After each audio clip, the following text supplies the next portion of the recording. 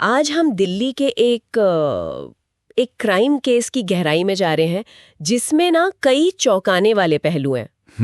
निजफगढ़ में दिन दहाड़े, वो भी परिवार के सामने, एक मर्डर। पर जैसा हमें पता चला है, कहानी सिर्फ इतनी नहीं है ना? नहीं, बिल्कुल नहीं। ये घटना है 5 जुलाई 2025 की शाम की। करीब करीब 7:15 बजे का वक्त रहा होगा। अच्छा। हाँ, नीरज तेहलान नाम के एक शख्स थे। अपनी कार में थे, पत्नी और बच्चे के साथ। और तभी बाइक पर कुछ हमलावर आए और उन पर गोलियां चला दी। अरे बाप रे, परिवार के सामने! ये नीरज तेहलान, इनका बैकग्राउंड क्या था? सुनने में आया मामला थोड़ा उलझा हुआ है। हाँ, और यहीं से मामला असल में पेचीदा हो जाता है।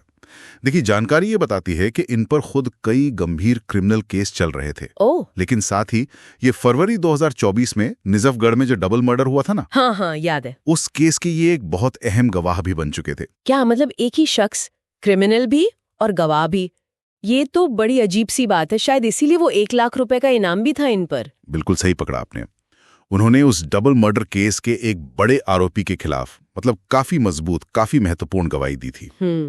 और ऐसा लगता है कि यही जो दोहरापन है ना, एक तरफ क्रिमिनल रिकॉर्ड, दूसरी तरफ पुलिस के लिए अहम गवाह, शायद यही उनकी मौत की वजह बन गया। तो ये हमला हुआ कैसे? दिन दहाड़े? मतलब क्या कुछ पता चला मौके से? जैसा मैंने बताया, शाम का वक्त था, 7:15 के करीब, परिवार साथ में। और तभी बाइक सवार हमलावर आते हैं, अंधाधुंध गोलियां चलाते हैं। मतलब पूरी प्लानिंग के साथ? लगता तो यही है। और ये जो तरीका है ना, दिन दहाड़े परिवार के सामने हमला करना, ये दिखाता है कि ये सिर्फ एक हत्या नहीं, बल्कि शायद गैंगस्टरों का बढ़ता दुस्साहस है। वो कितने बेखौफ हो गए हैं। और हमलावर? वो तो भाग गए होंगे फौरन। हाँ, वो तो गोलियां चलाकर मौके से फरार हो गए। पुलिस को घटनास्थल से लेकिन सीसीटीवी फुटेज मिला है। अच्छा, कुछ सुराग? हाँ, फुटेज मिला है और गोलियों के खोल भी बरामद हुए हैं। अब देखो, जांच अधिकारियों का शक 2 तरफ जा रहा है। किस तरफ? एक तो ये कि शायद ये कोई गैंग वॉर का नतीजा हो सकता है, आपस की रंजिश। या फिर जो ज्यादा सीधा लगता है वो ये कि गवाह को रास्ते से हटाने की ये एक सोची समझी साजिश थी। हाँ, ये तो साफ लगता है, क्योंकि उनकी गवाही उस बड़े केस में इतनी जरूरी थी, तो उनको चुप कराने का मोटिव तो बनता है। पुलिस अब क्या कर रही है? कोई टीम वगैरह बनाई है? हाँ, रिपोर्ट्स यही बता रही हैं। एसपी सेंट्रल दीक्षा ने कहा है कि मामले की जांच के लिए एक स्पेशल इन्वेस्टिगेशन टीम, SIT, बना दी गई है। ठीक है। ये टीम अब संदिग्धों की पहचान करने में लगी है। उनके क्या गैंग कनेक्शन हो सकते हैं, ये सब खंगाल रही है। पुलिस को उम्मीद है कि जल्दी गिरफ्तारियां होंगी।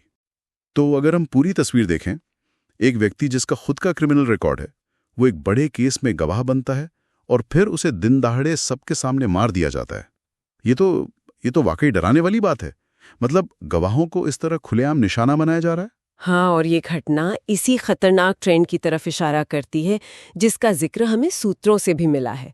ऐसा लगता है जैसे अब कानून का डर सड़कों पर कम हो रहा है और गैंगस्टर ज्यादा बेखौफ हो रहे हैं। और गवाहों को चुप कराने का ये तरीका, ये तो बहुत ही चिंताजनक है। बिल्कुल, ऐसा लगता है कि अदालत की लड़ाई अब सड़कों पर लड़ी जाने लगी है। तो यहाँ एक बड़ा सवाल खड़ा होता है जो इस पूरी घटना से उभर कर आता है।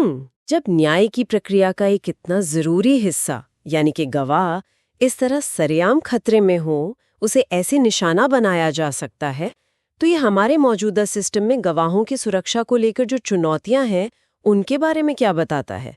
ये सोचने वाली बात है। सही कहा, ये वाकई एक बहुत गंभीर सवाल है जिस पर सोचने की जरूरत है। Thanks for watching. दोस्तों, अगर आपको यह सतर्क रहने लायक स्टोरी लगी हो तो वीडियो को लाइक करें, दोस्तों और परिवार के साथ शेयर करें, और ऐसी रियल क्राइम स्टोरीज के लिए चैनल को सब्सक्राइब करना ना भूलें। बेल आइकन दबाएं ताकि अगली स्टोरी की सूचना सबसे पहले आपको मिले।